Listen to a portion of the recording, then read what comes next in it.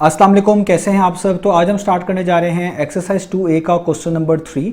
तो मेरे पास ये बुक 3 है जिसको हम D3 भी बोलते हैं और उसका ये न्यू एडिशन मेरे पास है, यानी अपडेटेड 7th एडिशन मेरे पास है। इस न्यू एडिशन का ये चैप्टर नंबर 2 चल रहा है। तो मैंने इस चैप्टर के नेम से एक सेपरेट प्लेलिस्ट बनाई हुई है, उसका लिंक भी नीचे डिस्क्रिप्शन में दिया हुआ है ताकि आपको इस चैप्टर से रिलेटेड तमाम सोल्यूशंस एक ही जगह पर आसानी से मिल सकें। इसके अलावा आपको डिस्क्रिप्शन में मेरे सोशल अकाउंट्स का लिंक भी मिल जाएगा, आप इन्हीं अकाउंट्स के थ्रू अपने क्वेश्चन को, सजेशंस को मुझ तक भी पहुंचा सकते हैं। तो आइए स्टार्ट कर लेते हैं क्वेश्चन नंबर 3 को। मैंने इसकी स्टेटमेंट को नीचे नोट डाउन कर लिया है, वहीं से हम इसको रीड करेंगे, समझेंगे और सॉल्व करेंगे। तो एक चीज मैं आपको स्टार्ट में ही बता दूं कि इस क्वेश्चन के कुछ पार्ट्स के आंसर बुक के पीछे गलत दिए हुए हैं। पिछले एडिशन में भी गलत दिए हुए थे, इस एडिशन में भी गलत दिए हुए हैं। पिछले एडिशन में जो उसका मैनुअल था, जो कि उस टाइम अवेलेबल था, अब इस न्यू एडिशन का मैनुअल तो अवेलेबल नहीं है, तो उसके मैनुअल के अंदर जो डाटा गिवन था वो बुक से मैच नहीं करता था। तो इसलिए इधर जो एडिशन अब आया नया वाला, इसमें भी वही सेम क्वेश्चन दोबारा से गलत दिया गया है, यानी जो डाटा दिया गया है पीछे आंसर्स उसके मुताबिक नहीं है। तो मैंने अपने एंड से चीज़ों को चेक कर लिया, वो बिल्कुल ठीक है।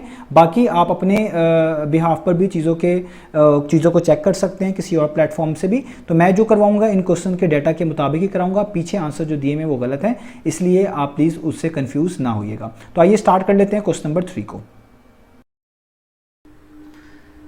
तो अब हम स्टार्ट कर लेते हैं क्वेश्चन नंबर 3 को। तो क्वेश्चन नंबर 3 का इमेज आपको सामने स्क्रीन पे नजर आ रहा है, मैं इसी इमेज से इस क्वेश्चन को रीड करूंगा।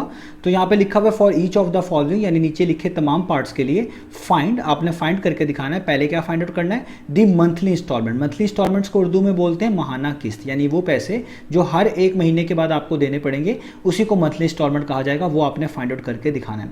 और मंथली इंस्टॉलमेंट का ताल्लुक है हायर परचेज के साथ। हायर परचेज क्या होता है, ये मैं क्वेश्चन नंबर 1 में डिटेल में समझा चुका हूँ। हायर परचेज का मतलब होता है किसी चीज को परचेज करना और उसकी कुछ रकम को इंस्टॉलमेंट्स के थ्रू पे करना, किस्तों के जरिए पे करना। इसी प्रोसेस को हम बोलते हैं हायर परचेज का प्रोसेस। यानी अगर आप कोई चीज खरीदते हैं और कुछ अमाउंट स्टार्ट में देते हैं, उसको डिपॉजिट अमाउंट कहा जाता है, और बाकी बची हुई अमाउंट आप इंस्टॉलमेंट्स के अंदर, या आप कह लें मंथली इंस्टॉलमेंट्स के थ्रू क्लियर करते हैं। इसी प्रोसेस को हम कहते हैं कि हमने कोई चीज हायर परचेज के थ्रू खरीदी है, हायर परचेज के थ्रू परचेज की है। तो यहां पर जो आपको पहले पार्ट में बताया जा रहा है कि मंथली इंस्टॉलमेंट आपने फाइंड आउट करनी है, उसका ताल्लुक इसी टॉपिक, इसी टर्म के साथ है, इसी हायर परचेज के साथ है। यानी जब आप कोई चीज़ हायर परचेज पे खरीदेंगे तो डिपॉजिट देने के बाद जो पैसे बच जाएंगे, उनकी जो मंथली इंस्टॉलमेंट्स होंगी, यानी वो पैसे जो हर एक महीने के बाद आपको देने हैं, वो आपने फाइंड आउट करके दिखाने हैं। तो इस पहले पार्ट में जो मंथली इंस्टॉलमेंट निकालनी है, वो आपने नीचे लिखे हुए ए, बी और सी पार्ट के लिए सेपरेटली फाइंड आउट करके दिखानी है। आगे लिखा हुआ है सेकंड पार्ट, आपने फाइंड करना है the difference in the hire purchase price and the cash price. यानी हायर परचेज प्राइस में और कैश प्राइस में जो फर्क है, पहले उसको निकालना है और उसी फर्क को as a percentage of cash price भी निकाल कर दिखाना है, या कह लें उसी अमाउंट को, उसी फर्क को as a percentage of cash price भी लिख के दिखाना है। अब दो तरह की प्राइस होती है, एक होती है हायर परचेज प्राइस और एक होती है कैश प्राइस। कैश प्राइस वो होती है जिस पे कोई चीज़ मार्केट में अवेलेबल होती है और आप उतना कैश देकर उसको ले सकते हैं। जिस तरह ये पार्ट में लिखा हुआ है 8000 पाकिस्तानी रुपीज़, यानी अगर कोई चीज़ 8000 पाकिस्तानी रुपीज़ की है तो आप 8000 देके उसको फ़ौरन हासिल कर सकते हैं। और अगर आपके पास ये पैसे नहीं होंगे तो जाहिर बात है आप उसको हायर परचेज के थ्रू जो है परचेज करेंगे। और हायर परचेज में कुछ पैसे स्टार्ट में देने होते हैं जिसको डिपॉजिट कहा जाता है, और डिपॉजिट के बाद जो पैसे बच जाते हैं उनको इंस्टॉलमेंट्स के अंदर, जिनको मंथली इंस्टॉलमेंट्स कहते हैं, वही हमने फाइंड आउट भी करनी है, उनके थ्रू क्लियर किया जाता है। तो अगर आप डिपॉजिट वाली अमाउंट, मंथली इंस्टॉलमेंट वाली अमाउंट और बाकी भी जो एक्स्ट्रा कॉस्ट आई है उस चीज़ को ख़रीदते वक्त, उसकी इंस्टॉलमेंट्स क्लियर करते वक्त आप एडअप कर देंगे, तो सारी प्राइस को एडअप करने के बाद जो फाइनल प्राइस आएगी वही आपकी हायर परचेज प्राइस होती है। तो हायर परचेज प्राइस के अंदर डिपॉजिट भी शामिल होता है, मंथली इंस्टॉलमेंट्स भी शामिल होती हैं, और हमारे पास जो ये पार्ट लिखा हुआ है इसके अंदर सिंपल इंटरेस्ट का भी जिक्र है, जो भी मैं आपको समझाऊंगा, यानी ये वाली अमाउंट भी शामिल होंगी। तो टोटल कॉस्ट अगर आप निकाल लें, डिपॉजिट, मंथली इंस्टॉलमेंट्स, इंटरेस्ट, तो वो ऐड करें तो उस प्राइस को बोलते हैं हायर परचेज प्राइस। तो हायर परचेज प्राइस यूजुअली ज़्यादा होती है कैश प्राइस से। अगर आप चीज़ को कैश पे लेते हैं तो वो उतने की मिल जाएगी जितने की कैश पे अवेलेबल है, और अगर आप उसको हायर परचेज के थ्रू बाय करेंगे तो जाहिर बात है आपको कुछ पैसे ज़्यादा देने पड़ेंगे। इसी वजह से हायर परचेज प्राइस में और कैश प्राइस में फ़र्क होता है। इसी डिफरेंस को हमने फाइंड आउट भी करना है और उस डिफरेंस को as a percentage of cash price represent भी करके दिखाना है। तो उम्मीद है आपको स्टेटमेंट क्लियर होगी। अब स्टार्ट कर लेते हैं ए पार्ट को। तो ए पार्ट में सबसे पहले हमने फर्स्ट पार्ट करना है, यानी हमने इस ए पार्ट के अंदर भी मंथली इंस्टॉलमेंट कैलकुलेट करके दिखाना दिखानी है। अब देखिए ए पार्ट में चीज़ का नाम तो नहीं बताया, लेकिन उसकी कैश प्राइस बता दी है, वो है 8000 पाकिस्तानी रुपीज़, यानी ये चीज़ 8000 पाकिस्तानी रुपए पे अवेलेबल है, कैश में खरीदी जा सकती है। लेकिन हमने क्योंकि मंथली इंस्टॉलमेंट बतानी है, अगर इसको हायर परचेज पे खरीदा जाए तो उन्होंने हायर परचेज टर्म्स के नीचे चीज़ें मेंशन कर दी हैं, यानी वो कंडीशंस अगर आप इस चीज़ को हायर परचेज पे खरीदना चाहते हैं जो फुलफिल करनी पड़ेंगी। तो सबसे पहले देखिए आप लिखा हुआ 1000 पाकिस्तानी रुपीज़ का डिपॉजिट, यानी आपको 1000 रुपये स्टार्ट में जमा कराने पड़ेंगे, और वो पैसे जो स्टार्ट में जमा कराने पड़ते हैं हायर परचेज के प्रोसेस में, उसको डिपॉजिट या कुछ केस में डाउन पेमेंट कहा जाता है। तो मैं यहाँ पे लिख सकता हूँ कि वो अमाउंट जो स्टार्ट में जमा करानी है, जो कि डिपॉजिट है, वो कितनी है, वो है 1000 पाकिस्तानी रुपीज़। तो आप यहाँ पे लिखेंगे PKR के अंदर 1000 पाकिस्तानी रुपीज़, यानी ये पैसे तो आपने स्टार्ट में जमा करा देने हैं। अब जो पैसे बच जाते हैं उन पैसों को मंथली इंस्टॉलमेंट्स में क्लियर किया जाता है, यानी हर महीने थोड़ा थोड़ा करके उनको दिया जाता है। अब डिपॉजिट तो हो गया, इसके बाद जो पैसे बचेंगे उनको आपने क्लियर करना है, उनको आपने मंथली इंस्टॉलमेंट्स पे करना है। लेकिन आगे आप देखें यहाँ पे लिखा हुआ है सिंपल इंटरेस्ट ऑफ 8% और आगे लिखा हुआ 1 ईयर। अब वो कह रहे हैं डिपॉजिट देने के बाद जो पैसे बच जाएंगे ना, उस पर आपने सिंपल इंटरेस्ट भी देना है। कितना देना है? 8%, 8% ये इंटरेस्ट रेट बताया गया। अब पहले आपको पता होना चाहिए इंटरेस्ट किसे बोलते हैं, तभी आप सिंपल इंटरेस्ट को समझेंगे। इंटरेस्ट का मतलब होता है, मैंने आपको समझाने के लिए बहुत बार एग्जांपल दी है कि अगर आप बैंक से कोई लोन ले लेते हैं, कर्जा ले लेते हैं, तो आपको वो अमाउंट तो वापस करनी होती है जो आपने लोन के तौर पे ली होती है, और उस अमाउंट को वापस करने के बाद या वापस करते वक्त कुछ एक्स्ट्रा अमाउंट भी आपको देनी पड़ रही होती है। उस एक्स्ट्रा अमाउंट ऑफ मनी को बोलते हैं इंटरेस्ट। और जब इसके साथ आ जाए वर्ड सिंपल का, तो सिंपल इंटरेस्ट उस एक्स्ट्रा अमाउंट को, उस इंटरेस्ट को कहा जाता है जो प्रिंसिपल अमाउंट के लिहाज से कैलकुलेट की जाती है। अब सवाल ये पैदा होता है प्रिंसिपल अमाउंट क्या होती है, तो प्रिंसिपल अमाउंट को बड़े तरीकों से समझा जा सकता है। एक तो ये भी कहते हैं कि अगर आपने कुछ पैसे कहीं पे इन्वेस्ट किए हैं और उस पर आपको इंटरेस्ट मिल रहा है, तो जो पैसे स्टार्ट में इन्वेस्ट किए थे वो आपकी प्रिंसिपल अमाउंट कहलाएगी। और अगर आपने किसी के पैसे देने हैं, किसी से कर्जा लिया हुआ है या किसी के पैसे देने हैं, तो जो पैसे ओरिजिनल अमाउंट में आपने वापस करने उसको भी प्रिंसिपल अमाउंट कहा जाता है। तो हमारे केस में डिपॉजिट देने के बाद जो पैसे बच जाएंगे, जिसको हम रिमेनिंग अमाउंट कहा करेंगे, वो पैसों पे आपने सिंपल इंटरेस्ट देना है। और कितना देना है? 8%। तो ये 8% बेसिकली रेट कहलाता है, इसको हम इंटरेस्ट रेट बोलते हैं। तो यहाँ पे रेट भी मेंशन कर लेता हूँ 8%। और कितने साल में ये इंस्टॉलमेंट्स आपने क्लियर करनी है? वो है 1 ईयर में, यानी 1 साल के अंदर अंदर आपने ये प्रोसेस को क्लियर करना है, आपने सारी इंस्टॉलमेंट्स क्लियर करनी है, ताकि आप कह सकें कि ये चीज़ मुकम्मल तौर पे आपकी हो चुकी है और अब आपको कोई भी एक्स्ट्रा अमाउंट ऑफ मनी नहीं देना है। तो देखें ये चीज़ें मैंने यहाँ पे लिख ली। अब हमने मंथली इंस्टॉलमेंट निकालने के लिए सबसे पहले रिमेनिंग अमाउंट निकालनी है, यानी वो अमाउंट जो कि मंथली इंस्टॉलमेंट्स के अंदर पे करनी है। और रिमेनिंग अमाउंट के लिए आप सबसे पहले यहाँ पे हेडिंग डालेंगे रिमेनिंग अमाउंट की।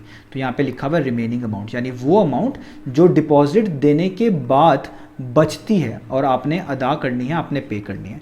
तो इसको निकालने का तरीका हमेशा ये होगा कि देखें चीज़ थी कितने की, उसकी कैश प्राइस कितने की थी, वो थी 8000 पाकिस्तानी रुपीज़ की, और आपने पैसे जमा कितने कराए हैं अभी तक? 1000।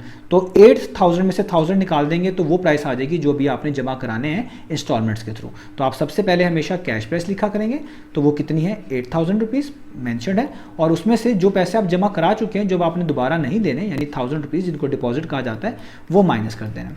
तो 8000 में से 1000 निकालें तो कितना आता है? 7000 रुपीज़, यानी ये वो पैसे हैं जो आपने जमा कराने हैं। अब मैंने आपको क्वेश्चन के अंदर ही बता दिया था कि जो पैसे बचेंगे, जो जमा कराने होंगे, उन पे सिंपल इंटरेस्ट भी लगेगा, उस पर आपको सिंपल इंटरेस्ट भी देना है। कितना? 8%।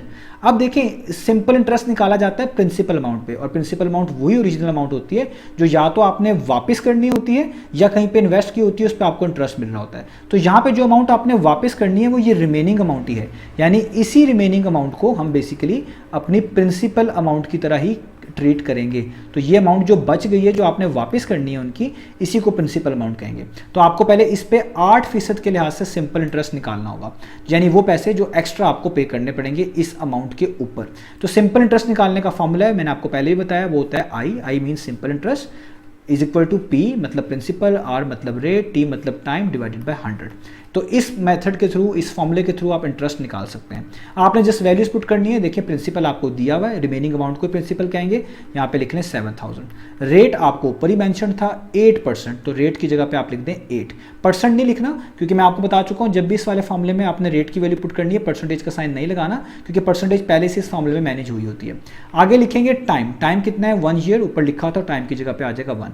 रेट और टाइम यूजुअली हम इन टर्म्स ऑफ ईयर्स ही ले रहे होते हैं, अगर इनका यूनिट सेम ना हो तो यूनिट खुद से सेम बनाना पड़ता है, यहाँ पे ज़रूरत नहीं है, यहाँ पे चीज़ें बिल्कुल ठीक है। तो अब हम इसको सॉल्व कर लेंगे, तो यहाँ पे दोनों जीरो, ये दोनों जीरो से कट जाएंगे, तो आपके पास सिंपल इंटरेस्ट आ जाएगा। यहाँ पे बचेगा जस्ट 70, 7 बचेगा 8 और 7 बचेगा 1। नीचे 1 लिखने की ज़रूरत ये वाली नहीं है। इन तीनों वैल्यूज़ को मल्टीप्लाई कर दें, 70 को आप 8 से मल्टीप्लाई करेंगे तो आ जाएगा 560। तो इसका मतलब 560 आगे 1 से मल्टीप्लाई होकर 560 आता है, तो करने की ज़रूरत नहीं है। इसका मतलब आपको 560 पाकिस्तानी रुपीज़ का एक्स्ट्रा अमाउंट, जिसको हम सिंपल इंटरेस्ट कह रहे हैं, वो भी देना पड़ेगा।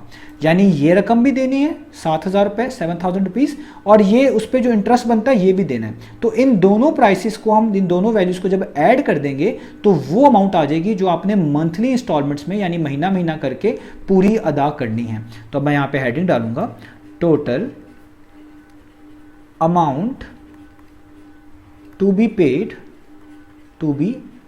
पेड इन मंथली इंस्टॉलमेंट्स, यानी वो अमाउंट जो आपने मंथली इंस्टॉलमेंट्स के अंदर टोटल पे करनी है, मंथली इंस्टॉलमेंट्स।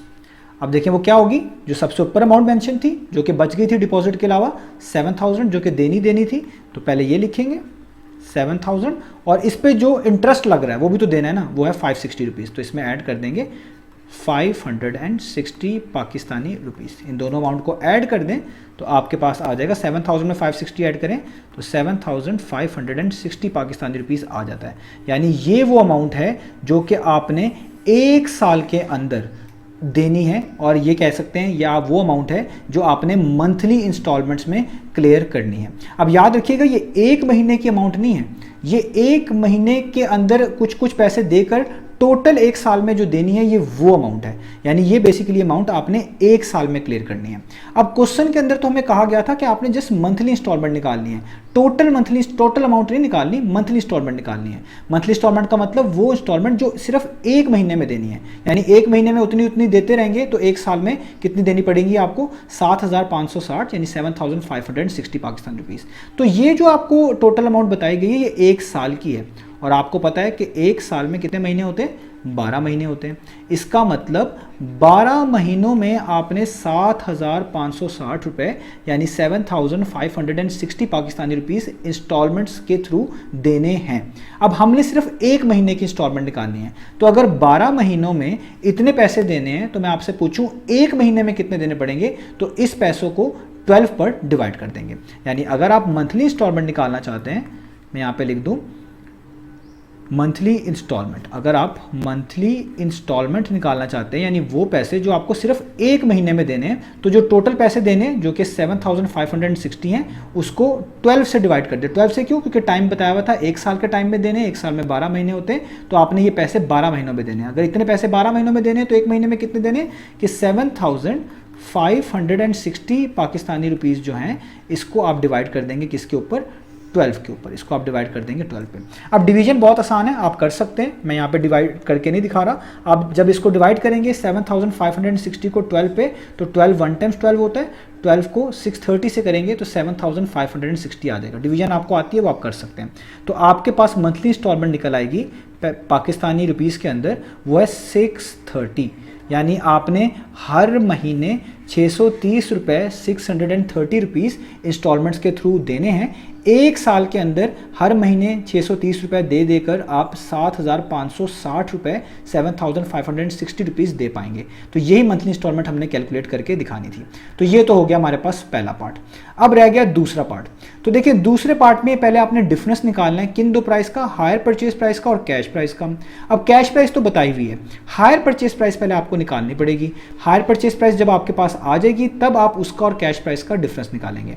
अब हायर परचेज प्राइस किस तरह निकाली जाती है, इसमें डिपॉजिट शामिल करना होता है और इसके अंदर मंथली इंस्टॉलमेंट शामिल करनी होती है। और मंथली इंस्टॉलमेंट के अंदर हम पहले ही जो है इंटरेस्ट शामिल कर ही चुके हैं, तो ये हमें अलग से शामिल करने की जरूरत नहीं है। तो जब भी आपने हायर परचेज निकालनी हो तो आपने डिपॉजिट की अमाउंट को और मंथली इंस्टॉलमेंट की टोटल अमाउंट को ऐड कर देना होता है, तो वो आपकी हायर परचेज की प्राइस आ जाती है। अगर सिंपल इंटरेस्ट गिवन हो, जिस तरह हमारे क्वेश्चन में गिवन हो, तो आपने वही अमाउंट ऐड करनी है जिसमें सिंपल इंटरेस्ट शामिल हो। यानी हम ये बिल्कुल आखिरी वाली अमाउंट जो कि थी 7,560 रुपीज़, जिसमें हमने इंटरेस्ट भी शामिल किया हुआ था, जो कि टोटल मंथली इंस्टॉलमेंट बनती है, यही यूज़ करनी है, इसके अलावा और कोई यूज़ नहीं करनी। तो अब हम सबसे पहले हायर परचेज प्राइस निकाल लेते हैं। तो मैं यहाँ पे लिखूंगा हायर परचेज प्राइस। तो हायर परचेज प्राइस किस तरह निकला करेगी इस केस में, डिपॉजिट पहले, सबसे पहले आप डिपॉजिट वाली अमाउंट को लिखा करेंगे और इसमें टोटल मंथली इंस्टॉलमेंट्स को ऐड कर दिया करेंगे उस अमाउंट को, यानी टोटल मंथली इंस्टॉलमेंट्स। अब ये टोटल मंथली इंस्टॉलमेंट्स वही हैं जिसके अंदर इंटरेस्ट भी शामिल है, क्योंकि क्वेश्चन के अंदर इंटरेस्ट भी गिवन था। तो डिपॉजिट कितना करवाया था, जो स्टार्ट में पैसे दिए थे ऊपर बताया मैंने 1000 रुपीज़, और टोटल मंथली इंस्टॉलमेंट्स कितनी है इंटरेस्ट मिला के वो थी 7560 रुपीज़। तो आप यहाँ पे लिख दें 7560 रुपीज़, 7560 रुपीज़, ठीक है। अब आपने जस्ट इन दोनों को ऐड कर देना है, तो 7560 में 1000 ऐड करेंगे तो पाकिस्तानी रुपीज़ में कितना आ जाएगा, 8560 पाकिस्तानी रुपीज़, यानी ये तो आ गई हायर परचेज प्राइस। अब कैश प्राइस उन्होंने खुद ही बताई हुई है, तो डिफरेंस बड़े आराम से निकाल सकते हैं। तो हम यहाँ पे लिखेंगे डिफरेंस, यानी फ़र्क, किसका फ़र्क, हायर परचेज प्राइस का और कैश प्राइस का। तो डिफरेंस में हायर परचेज प्राइस को पहले लिखना पड़ेगा क्योंकि ये ज़्यादा होगी हमेशा। तो यहाँ पे है 8560 रुपीज़, और डिफरेंस निकालना है तो माइनस करना है, इसमें से माइनस किसको कर देंगे, कैश प्राइस को, और कैश प्राइस यहाँ पे कितनी मेंशन थी, 8000 पाकिस्तानी रुपीज़। तो इसमें से माइनस कर देंगे 8000 पाकिस्तानी रुपीज़ को, 8000 पाकिस्तानी रुपीज़ को। तो कितनी आ गई आपके पास, इनको आप माइनस करेंगे तो वापस आ जाएगी 560 पाकिस्तानी रुपीज़, यानी ये वो पैसे हैं, ये वो फ़र्क है जो कि हायर परचेज प्राइस और कैश प्राइस में है। तो उन्होंने यही कहा हुआ था कि जब आप इस डिफरेंस को निकाल लेंगे, आपने इस डिफरेंस को किसमें, as a percentage of cash price लिख के दिखाना है। अब आपने किसको लिख के दिखाना था, इस डिफरेंस को, किसको, इस डिफरेंस को। डिफरेंस कितना आया, 560। तो हम यहाँ पे लिखेंगे डिफरेंस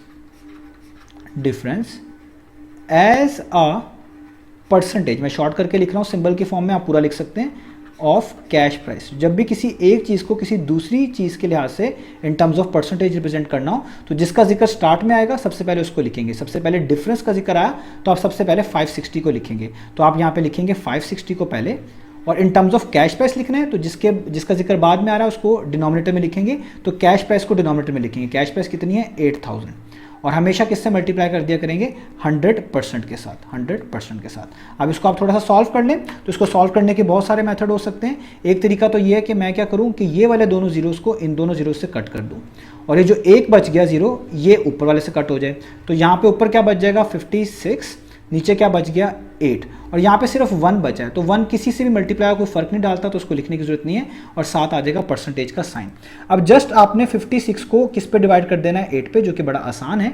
8 1 टाइम्स 8 होता है, 8 7 टाइम्स 56 होता है। तो आपके पास ये डिफरेंस भी निकाल लिया आपने as a percentage of cash price, जो कि कितना बनता था, 7%। तो ये आपके सेकंड पार्ट का भी आंसर हो गया कि जो डिफरेंस था उसको इन terms of cash price represent किया जाए तो वो कितना बनता है, 7%। तो यही हमने फाइंड आउट करके दिखाना था।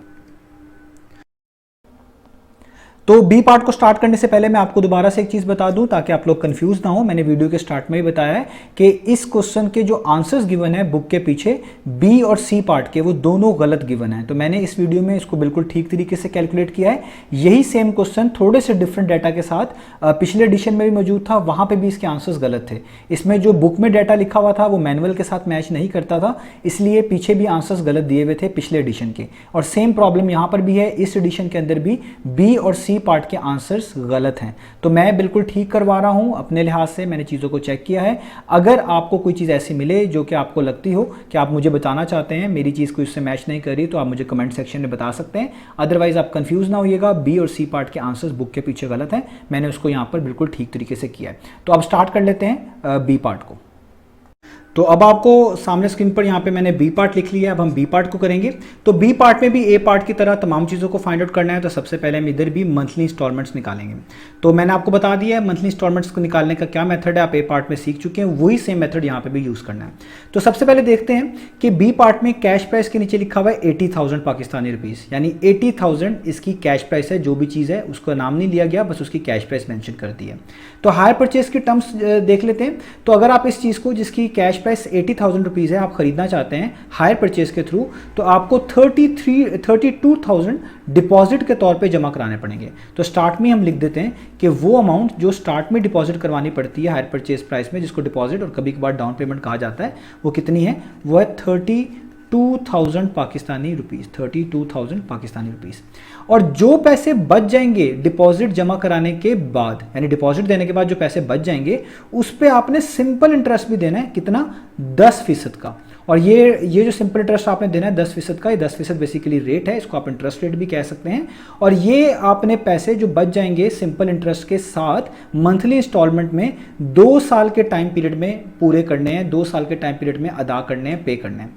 तो एक तरह का आपको इंटरेस्ट रेट भी बताया गया है, तो यहाँ पे लिख लूंगा इंटरेस्ट रेट 10%। और इंटरेस्ट रेट क्या होता है, सिंपल इंटरेस्ट क्या होता है, मैं ये पार्ट में सब क्लियर कर चुका हूँ।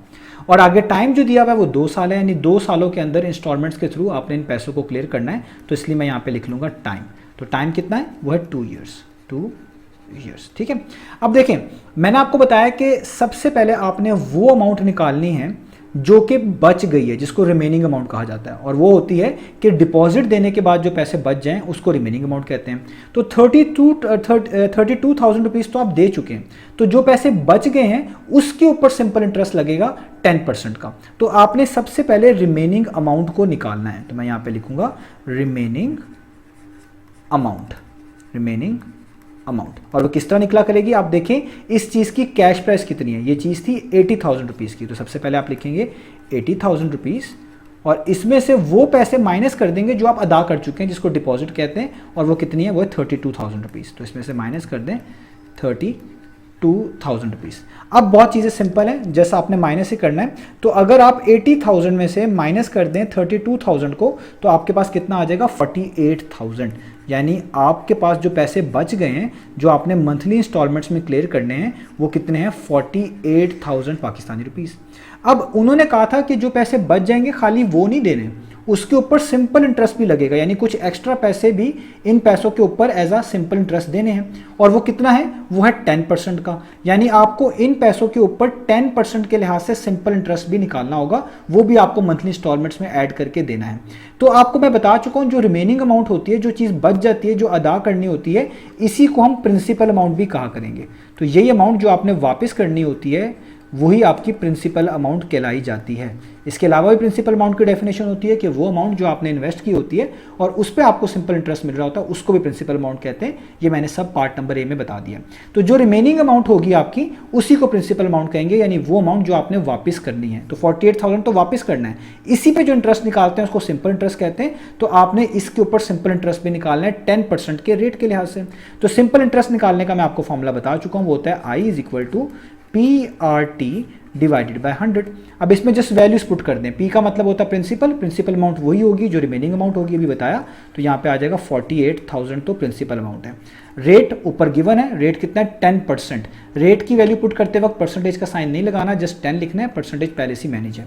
टाइम कितना है, time in terms of years है, यहाँ पे पहले से 2 ईयर्स, तो आप यहाँ पे लिखेंगे 2 ईयर्स और नीचे आप क्या लिख देंगे 100 वैसे का वैसे। अब जस्ट आप इसको सॉल्व कर लें। आई का मतलब सिंपल इंटरेस्ट है जो हम फाइंड आउट करना चाह रहे हैं इन पैसों के ऊपर। तो आप देखें ये दोनों जीरोस, तो आप अगर इन दोनों जीरोस से कट कर दें तो यहाँ पे जस्ट बचता है 480, साथ बचता है 10 और उसके साथ बचता है 2, नीचे 1 लिखने की ज़रूरत नहीं है।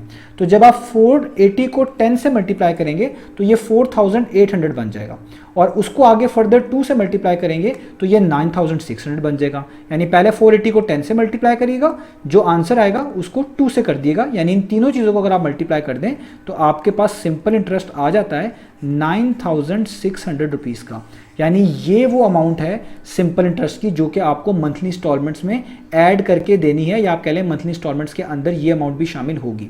यानी आपने ऊपर दी हुई अमाउंट तो देनी है 48,000 की, उस पर जो ये सिंपल इंटरेस्ट बनता है ये भी देनी है। तो अगर मैं चाहूँ कि वो टोटल अमाउंट कितनी है जो कि मंथली इंस्टॉलमेंट्स के अंदर मुझे अदा करनी होगी, यानी हर महीने थोड़ी थोड़ी करके टोटल अमाउंट जो देनी पड़ेगी वो कितनी है, तो वो अब इन दोनों अमाउंट को ऐड करके आ सकती है। तो हम यहाँ पे लिखेंगे total amount to be paid, जो कि दी जाएगी, पे की जाएगी इन मंथली इंस्टॉलमेंट्स के अंदर। ये सब मिलाकर है, टोटल है इन मंथली इंस्टॉलमेंट्स, ठीक है। तो वो कितनी बनेगी कि जो ऊपर अमाउंट थी, जो रिमेनिंग अमाउंट थी उसको लिखें, जो कि देनी थी 48,000, सबसे पहले उसको लिखें पाकिस्तानी रुपीज़ में 48,000 और इसमें प्लस कर दें ये सिंपल इंटरेस्ट वाली अमाउंट जो कि इस पैसों पे सिंपल इंटरेस्ट लगा हुआ है वो भी आपको देना है, तो इसमें ये ऐड कर दें। ये है 9,600 रुपीज़। अब आपने सिर्फ इन दोनों प्राइसेस को ऐड कर देना, यानी 9,600 में आपने 48,000 को ऐड कर देना। तो ये आपके पास कितनी बन जाएगी, PKR में PKR 57,600 यानी 57,600 रुपीज़। यानी ये वो अमाउंट है जो आपने मंथली इंस्टॉलमेंट्स में क्लियर करनी है। अब अगेन याद रखिएगा, ये एक महीने वाली अमाउंट नहीं है, यानी ये टोटल सारे हर महीने बाद जितनी जितनी अमाउंट देते रहेंगे तो वो जो टोटल बन जाएगी ये वो वाली अमाउंट है। आपको जो पार्ट नंबर 1 में निकालने के लिए कहा गया था वो जस्ट मंथली इंस्टॉलमेंट है। जस्ट मंथली इंस्टॉलमेंट का मतलब वो पैसे जो हर एक महीने के बाद देने हैं। तो ये जो आपके पास पैसे आए हैं, ये जो हमने इंटरेस्ट कैलकुलेट किया था, इसी के अंदर भी टाइम मेंशन था, ऊपर भी मेंशन है 2 ईयर्स। ये वो पैसे हैं जो आपने 2 साल के अंदर जो मंथली इंस्टॉलमेंट्स बनती हैं उसके मिलाकर देने हैं। उसमें टोटल इंस्टॉलमेंट्स के अंदर जो पैसे बनेंगे हर इंस्टॉलमेंट के अलग अलग ऐड करने के बाद ये वो बनते हैं। यानी ये वो पैसे हैं जो आपने 2 साल में पे करने हैं। और 2 साल का मतलब कितने होते हैं, 24 मंथ्स, क्योंकि 1 साल का मतलब होता है 12 महीने। तो 2 ईयर्स का मतलब कितना होगा, 24 मंथ्स या 24 महीने आप कह लें। तो ये वो पैसे हैं जो 24 मंथ्स में आपने क्लियर करने हैं। अब आपको तो जस्ट 1 मंथ की इंस्टॉलमेंट चाहिए, तो अगर आपने 24 मंथ में इतने पैसे क्लियर करने हैं, इतने पैसे इंस्टॉलमेंट के तौर पे देने हैं, तो 1 महीने में कितने देने होंगे उसको निकालने का बड़ा आसान तरीका है। आप यहाँ पे लिखेंगे मंथली इंस्टॉलमेंट, और वो निकालने का बड़ा आसान तरीका है कि अगर 24 महीनों में 24 मंथ में इतने पैसे देने हैं तो 1 महीने में कितने दिन होंगे, टोटल पैसों को 24 पे क्या कर देंगे, डिवाइड। यानी 57,600 को हम किस पे डिवाइड कर देंगे, 24 के ऊपर। तो जब आप इन दोनों अमाउंट्स को डिवाइड करेंगे तो आपके पास इसका आंसर आ जाएगा। डिवीजन आप कर सकते हैं, इजी है, वो आ जाएगी 2,400 पाकिस्तानी रुपीज़। यानी आपने हर महीने 2,400 रुपये या आप कह लें 2,400 पाकिस्तानी रुपीज़ देने हैं। और इस तरह आपने हर महीने के अंदर इतने पैसे देते रहने हैं, कब तक, 24 मंथ्स तक, जब तक के 24 महीने यानी 2 साल पूरे नहीं हो जाते। और जब आप इन टोटल मंथ्स में पैसे दे चुके होंगे वो इतने बनते होंगे, यानी 57,600 बनते होंगे। यानी 1 महीने की जो इंस्टॉलमेंट आपने निकालनी थी वो निकाल ली, वो है 2,400। तो यही हमारे पास पहले पार्ट का आंसर हो गया। अब करते हैं सेकंड पार्ट। तो सेकंड पार्ट में आपने निकालना है डिफरेंस, किसका, हायर परचेज प्राइस का और कैश प्राइस का, और उसी डिफरेंस को as a percentage of cash price लिख के दिखाना है। तो सबसे पहले तो आपको ये देखना पड़ेगा कि हायर परचेज प्राइस क्या है, क्योंकि हायर परचेज प्राइस हमारे पास यहाँ पे नहीं है, कैश प्राइस तो कॉलम के अंदर गिवन है। तो मैं आपको बता चुका हूँ हायर परचेज प्राइस निकालने का क्या तरीका होता है कि आप डिपॉजिट वाली अमाउंट जो डिपॉजिट में आपने जमा कराए होते हैं और वो अमाउंट जो कि टोटल अमाउंट है जिसमें इंटरेस्ट भी शामिल है, जो भी ऊपर कैलकुलेट भी किया है, जिसको हमने मंथली इंस्टॉलमेंट्स के अंदर पे करना है, उस अमाउंट को आपने यहाँ पर ऐड कर देना होता है। तो आपके पास हायर परचेज की प्राइस आ जाती है। तो जो टोटल अमाउंट है मंथली इंस्टॉलमेंट्स की वो लिखेंगे और डिपॉजिट वाली अमाउंट को लिखेंगे, उन दोनों को ऐड कर देंगे। तो देखिए डिपॉजिट वाली अमाउंट कितनी है, वो थी 32,000। तो यहाँ पे आप सबसे पहले लिखेंगे 32,000। तो मैं यहाँ पे लिखूंगा 32,000 और उसमें टोटल अमाउंट जो कि मंथली इंस्टॉलमेंट्स में देनी थी, जिसमें सिंपल इंटरेस्ट शामिल है, जो कि ये वाली है 57,600। तो इसको इसमें ऐड कर देंगे। तो आप यहाँ पे लिखेंगे पाकिस्तानी रुपीज़ में 57,600 रुपीज़। ठीक है, अब आपने जस्ट इन दोनों प्राइसेस को ऐड कर देना है। तो जब आप 32,000 में 57,600 जो है ऐड कर देंगे तो आपके पास ऑलमोस्ट जो अमाउंट आएगी हमारे पास, मैं इसको वर्कआउट कर लेता हूँ, तो हमारे पास ये अमाउंट आ जाएगी 89,600 पाकिस्तानी रुपीज़। 89,600 पाकिस्तानी रुपीज़। यानी ये वो पैसे हैं जो कि हायर परचेज प्राइस कहलाएंगे, यानी हायर परचेज की प्राइस ये है। तो आपने तो डिफरेंस निकालना था किसका, हायर परचेज प्राइस का और कैश प्राइस का। तो अब वो निकालना आसान है। तो अब आप यहाँ पे लिखेंगे डिफरेंस। उसके लिए क्या करना पड़ेगा, सबसे पहले हायर परचेज प्राइस को हमेशा लिखना पड़ेगा जो कि है 89,600 रुपीज़, और उसमें से कैश प्राइस को माइनस करेंगे। तो कैश प्राइस कितनी थी, यहाँ पे लिखिए 80,000। तो इसमें से आप माइनस कर देंगे 80,000 को, तो यहाँ पे लिखेंगे 80,000। तो बड़ा आसान है, 89,600 में से जब 80,000 को माइनस करेंगे तो आपके पास जो फ़र्क आएगा वो आएगा 9,600 पाकिस्तानी रुपीज़। तो ये आ गया डिफरेंस। और उन्होंने कहा था इसी डिफरेंस को as a percentage of cash price लिखना है। तो हम लिख सकते हैं इसी डिफरेंस को लिखेंगे difference as a percentage of cash price. अब हमने इसी डिफरेंस को as a percentage of cash price लिखना है। तो जब भी हमने किसी एक अमाउंट को किसी दूसरी अमाउंट के लिहाज से इन टर्म्स ऑफ परसेंटेज रिप्रेजेंट करना हो तो जिसका जिक्र पहले आ रहा है उसको पहले लिखना है। डिफरेंस का जिक्र पहले आया तो डिफरेंस को पहले लिखेंगे। डिफरेंस कितना है 9600 रुपीज़। किसके रिस्पेक्ट लिखना है, कैश प्राइस के रिस्पेक्ट। कैश प्राइस कितनी थी, वो थी 80,000। नीचे कितनी लिखेंगे 80,000 और हमेशा किससे मल्टीप्लाई कर दिया करेंगे 100% से। अब आप इसको जस्ट सॉल्व कर लें तो आप देख सकते हैं मैं ये वाले दोनों जीरोस इन दो जीरो से कट कर सकता हूँ और ये वाले जो दो जीरोस बच गए हैं इनको ऊपर वाले से कट कर सकता हूँ। तो ऊपर जस्ट क्या बच जाएगा 96, नीचे क्या बच जाएगा 8 और ये 7 आपके पास बच गया 1। इसको आप लिख लें तो भी ठीक है, ना लिखें तो भी ठीक है, ठीक है।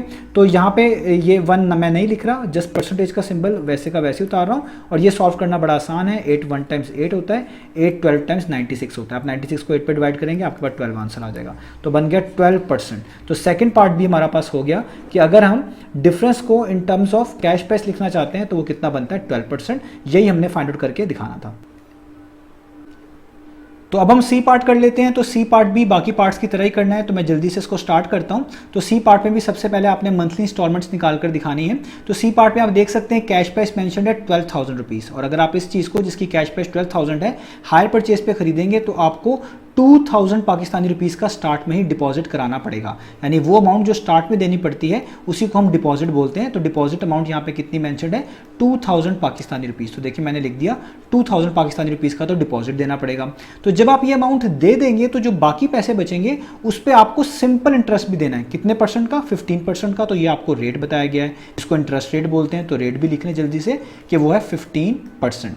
और जब आपके पास जो पैसे बचे होंगे जिस पे सिंपल इंटरेस्ट आपने देना होगा, सिंपल इंटरेस्ट मिलाकर और वो बाकी पैसे मिलाकर जो आपने मंथली इंस्टॉलमेंट्स में क्लियर करनी है, कितने टाइम में क्लियर करनी पड़ेगी आगे टाइम मेंशन है 1 ईयर। यानी टाइम भी आपको बता दिया कि आपने मंथली इंस्टॉलमेंट्स को 1 साल के टाइम पीरियड में क्लियर करना है। तो अब ये सारा हमने यहाँ पे लिख लिया। अब सबसे पहले तो हमने वो अमाउंट निकालनी है जो डिपॉजिट देने के बाद बच गई है, क्योंकि उसी पे सिंपल इंटरेस्ट कैलकुलेट किया जाएगा और वही अमाउंट जो बच गई है और जो सिंपल इंटरेस्ट आया उसको ऐड करके पता चलेगा कि टोटल मंथली इंस्टॉलमेंट्स बनती कितनी है। तो अब हमने सबसे पहले रिमेनिंग अमाउंट निकालनी है, यानी डिपॉजिट जमा कराने के बाद जो पैसे जो अमाउंट बच गई है वो कितनी है। तो आपको मैं रिमेनिंग अमाउंट निकालने का तरीका बता चुका हूँ कि देखिए उस चीज़ की कैश प्राइस कितने की थी। तो कैश प्राइस है 12,000 रुपीज़। तो यहाँ पे आप लिख लें 12,000 पाकिस्तानी रुपीज़ और इसमें से हमेशा मेंशन माइनस कर दिया करें वो पैसे जो आप दे चुके हैं जिसको डिपॉजिट कहा जाता है। यानी आप 2,000 रुपीज़ दे चुके हैं तो इसको आप माइनस कर देंगे। तो 12,000 में से जब 2,000 माइनस करेंगे ऑब्वियस बात है 10,000 बच जाएगा। तो आप यहाँ पे लिख सकते हैं 10,000 पाकिस्तानी रुपीज़। यानी ये वो पैसे हैं जो बच गए हैं डिपॉजिट के अलावा जो आपने मंथली इंस्टॉलमेंट्स पे क्लियर करने हैं। अब उन्होंने क्वेश्चन में खुद कहा था कि जो पैसे बच जाएंगे उस पर सिंपल इंटरेस्ट भी देना पड़ेगा। कितने परसेंट 15%। तो मैंने आपको बताया जो पैसे ओरिजिनल अमाउंट के तौर पे एक्चुअल अमाउंट के तौर पे वापस करने होते हैं उसी को प्रिंसिपल अमाउंट कहा जाता है। तो ये पैसे जो कि 10,000 रुपये हैं जो कि बच गए हैं जो अपने मंथली इंस्टॉलमेंट्स के अंदर पे करने हैं, इसी को हम प्रिंसिपल अमाउंट भी कहेंगे। इसको प्रिंसिपल अमाउंट के थ्रू ही लेकर चलेंगे। तो इसी प्रिंसिपल अमाउंट के ऊपर जो इंटरेस्ट निकाला जाता है उसको सिंपल इंटरेस्ट कहते हैं। तो आपने इन पैसों पर जो सिंपल इंटरेस्ट बनता है 15% के लिहाज से वो भी निकालना है। और सिंपल इंटरेस्ट का फॉर्मूला होता है I = PRT/100। I का मतलब सिंपल इंटरेस्ट, ठीक है। P का मतलब प्रिंसिपल अमाउंट जो कि ऊपर गिवन है 10,000 रुपये, तो 10,000 यहाँ पे लिख देंगे। R का मतलब रेट होता है, ये भी ऊपर गिवन है 15%। तो आपने परसेंटेज का साइन नहीं डालना होता, जस्ट 15 लिखेंगे क्योंकि परसेंटेज का साइन पहले से इसमें मैनेज होता है। टाइम कितना है 1 साल 1 ईयर। तो टाइम की जगह पे आप लिख देंगे 1 ईयर और नीचे आप क्या लिख देंगे 100। अब इसको जस्ट सॉल्व कर लें, ये दोनों जीरोस इन दोनों जीरो से कैंसिल आउट हो जाएंगे। तो सिंपल इंटरेस्ट में यहाँ पे क्या बच जाएगा 100, यहाँ पे 100 आ जाएगा और 7 बचेगा मल्टीप्लाई बाय 15 और 7 बचेगा 1। अब आपने इन तीनों वैल्यूज़ को मल्टीप्लाई कर देना है। तो 100 को 15 से मल्टीप्लाई करें 1500 आता है, उसको 1 से करेंगे कोई फर्क नहीं पड़ेगा, यानी 1500 जिसको आप 1500 भी कह सकते हैं, यही चीज़ आ जाएगी। यानी आपको सिंपल इंटरेस्ट पता चल गया वो कितना बनता है 1500 पाकिस्तानी रुपीज़। यानी ये पैसे तो आपने देने ही देने हैं और ये भी देने हैं, यानी जो रिमेनिंग अमाउंट थी वो भी देनी है और उस पर जो इंटरेस्ट बना है 1500 का वो भी देना है। तो अगर मैं इन दोनों अमाउंट को प्लस कर दूंगा तो ये वो अमाउंट आ जाएगी जो आपने मंथली इंस्टॉलमेंट में पे करनी है और इसी को बोलेंगे टोटल मंथली इंस्टॉलमेंट। तो इसलिए आप यहाँ पे लिखेंगे कि total monthly instalment, total monthly instalments, total monthly instalments, या आप इसको बेहतर है तो यूं कह लें कि टोटल। तो अब हम यहां पर निकालेंगे total amount of monthly instalments. तो हम यहां पे लिखेंगे total amount to be paid in monthly instalments, to be paid in monthly instalment, यानी वो अमाउंट जो आपने मंथली इंस्टॉलमेंट्स के अंदर पे करनी है वो कितनी बनेगी मंथली इंस्टॉलमेंट्स के अंदर। तो वो कौन सी अमाउंट होगी कि जो इंटरेस्ट है ये वाली अमाउंट, यानी ये जो आपने निकाली हुई है 1500 रुपीज़, और वो जो ऊपर प्रिंसिपल अमाउंट थी जिसको रिमेनिंग अमाउंट कहा जा रहा था वो वाली अमाउंट, इन दोनों को प्लस कर दें। तो रिमेनिंग अमाउंट कितनी थी 10,000 रुपीज़, आप लिखें यहाँ पे 10,000 पाकिस्तानी रुपीज़, और इसमें प्लस कर दें जो इस पर इंटरेस्ट बनता है पाकिस्तानी रुपीज़ के अंदर, जो कि कितना बना 1,500 रुपीज़, 1,500 रुपीज़। तो 10,000 में जब 1,500 रुपीज़ ऐड करेंगे तो आपके पास आ जाएगी 11,000, ठीक है, और 500 रुपीज़, 11,500 पाकिस्तानी रुपीज़। तो इससे पता चला एक साल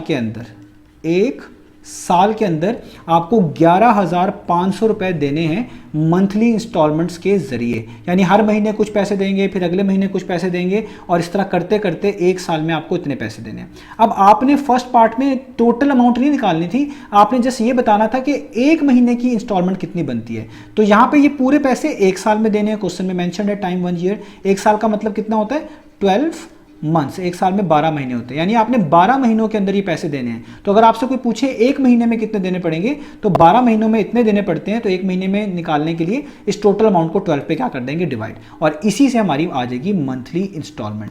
तो हम यहाँ पे लिखेंगे कि मंथली इंस्टॉलमेंट जो आएगी हमारे पास, मंथली इंस्टॉलमेंट वो कैसे आएगी कि टोटल अमाउंट को यानी 11,500 को हम किस पे डिवाइड कर देंगे 12 पर डिवाइड कर। तो अब हम 11,500 को किस पे डिवाइड करेंगे 12 पे डिवाइड करेंगे। तो मैं टाइम को बचाने के लिए जल्दी से 11,500 को 12 पर यहाँ पर कैलकुलेटर पे डिवाइड कर रहा हूँ, आपको डिवीजन करनी आती है, आप खुद से भी कर सकते हैं। तो आपके पास ये फ्रैक्शन आएगी, SD का बटन प्रेस करेंगे तो 958.3 आएगा। 3 के ऊपर जो यहाँ पे बार बना हुआ है इसका मतलब ये चलता जा रहा है 0.333 इस तरह है। तो आप जस्ट 958.3 भी लिख लेंगे तो भी काफ़ी है, मैं इतना ही लिख रहा हूँ। तो हमारे पास मंथली इंस्टॉलमेंट आ जाएगी इन टर्म्स ऑफ पाकिस्तानी रुपीज़, जो कि बनती है 958.3।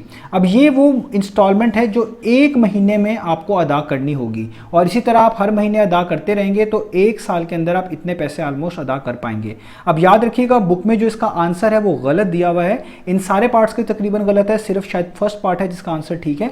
तो बुक के आंसर्स गलत हैं, मैंने जो है इनको खुद पे चेक कर लिया है, और यहाँ पर चेक करने के बाद ही आपको करवा रहा हूँ। आप अपने एंड पे भी खुद से भी इसकी सेटिस्फेक्शन ले सकते हैं, आप किसी और जो है प्लेटफॉर्म से चेक कर सकते हैं या कहीं से ही पता कर सकते हैं। मेरी एंड में इस बुक के जो आंसर्स हैं इस क्वेश्चन से रिलेटेड वो गलत दिए हुए हैं। और इसके अलावा आप अगर इसका पुराना मैनुअल देखें, जो पुराना एडिशन था उसमें भी ये क्वेश्चन मौजूद था, तो वहाँ पे थोड़ी सी वैल्यूज डिफरेंट मिलेंगी, लेकिन वहाँ पे भी आंसर इसके गलत दिए हुए हैं। और जो इसका मैनुअल है उसमें जो डाटा गिवन है जिसके लिहाज से आंसर्स निकाले गए हैं वो बुक में मैंशनड ही नहीं है। बुक में डाटा डिफरेंट है और मैनुअल में डाटा डिफरेंट है, जो पुराना एडिशन था। और इसके न्यू एडिशन में भी यही प्रॉब्लम है कि यहाँ पर भी आंसर्स गलत दिए हुए हैं बुक के पीछे। तो मैंने इन चीज़ों को बिल्कुल ठीक कैलकुलेट किया है। बाकी इसके अलावा कोई ऐसी चीज़ हो जो मुझसे रह गई हो आप कमेंट सेक्शन में ज़रूर बता सकते हैं, ताकि मेरी भी सलाह हो सके अगर मैं कहीं पे गलत हूँ। तो ये हमारे पास इसके फर्स्ट पार्ट का आंसर आ गया। अब सेकंड पार्ट में आपने जस्ट निकाल के दिखाना था the difference in the hire purchase price and the cash price as a percentage of cash price, यानी हायर परचेज प्राइस और कैश प्राइस में जो फर्क है उस डिफरेंस को आपने ऐसा परसेंटेज ऑफ कैश प्राइस लिख के दिखाना है। तो सबसे पहले आपको हायर परचेज प्राइस निकालनी होगी, और वो मैं आपको निकालना सिखा चुका हूँ सारे पार्ट्स के अंदर कि हायर परचेज प्राइस को कैसे निकाला जाएगा। कि सबसे पहले आपने वो प्राइस लिखनी है जो आपने डिपॉजिट में दी है। डिपॉजिट आपने कितना किया था, ऊपर ही लिखा था 2,000 रुपीज़, आप देख सकते हैं। तो आपने 2,000 लिखना है सबसे पहले। तो आप यहाँ पे लिख देंगे 2,000 पाकिस्तानी रुपीज़, और उसमें ऐड कर देना है वो अमाउंट जो आपने मंथली इंस्टॉलमेंट्स में देनी है, जिसके अंदर ये आपका इंटरेस्ट भी शामिल है, जो कि यहाँ पे निकाली है 11,500 रुपीज़। तो आप 2,000 में ऐड कर देंगे 11,500 पाकिस्तानी रुपीज़। तो जब 2,000 में 1100 पाकिस्तानी रुपीज़ ऐड करेंगे तो आपके पास इसका आंसर आ जाएगा 13,500 पाकिस्तानी रुपीज़, यानी ये तो आपकी होगी हायर परचेज प्राइस। अब आपने क्योंकि डिफरेंस निकालना था तो डिफरेंस किसका निकालना है, हायर परचेज प्राइस का और कैश प्राइस का, जो कि क्वेश्चन में मेंशन्ड है। तो सबसे पहले हायर परचेज प्राइस लिखेंगे जो कि कितनी आई है 13,500 रुपीज़, और उसमें से कैश प्राइस माइनस कर देंगे। कैश प्राइस ऊपर टेबल में गिवन है इस पार्ट की, वो कितनी थी, वो थी 12,000 रुपीज़। तो 13,500 में से जब आप 12,000 निकालेंगे तो आपके पास इसका डिफरेंस आ जाएगा जो कि आएगा 1,500 पाकिस्तानी रुपीज़। इसका मतलब ये डिफरेंस आ गया, और क्वेश्चन में यही कहा गया है कि इसी डिफरेंस को आपने in terms of percentage of cash price लिख के दिखाना है। तो आपने इस डिफरेंस को as a difference as a percentage of cash price mention करके दिखाना है, फाइंड करके दिखाना है। तो मैंने आपको बताया जब भी किसी एक अमाउंट को किसी दूसरे अमाउंट के लिहाज से इन टर्म्स ऑफ परसेंटेज मेंशन करना हो तो जो चीज़ पहले लिखी होती है उसको सबसे पहले मेंशन करते हैं। सबसे पहले डिफरेंस लिखा हुआ है तो डिफरेंस हमारे पास ऊपर है 1500 rupees. As a cash price अभी आपको बताई थी 12,000 है, तो आप यहाँ पे 12,000 लिखेंगे और इसको मल्टीप्लाई कर देंगे किसके साथ, हमेशा 100% के साथ। पिछले पार्ट में भी समझा चुका हूँ।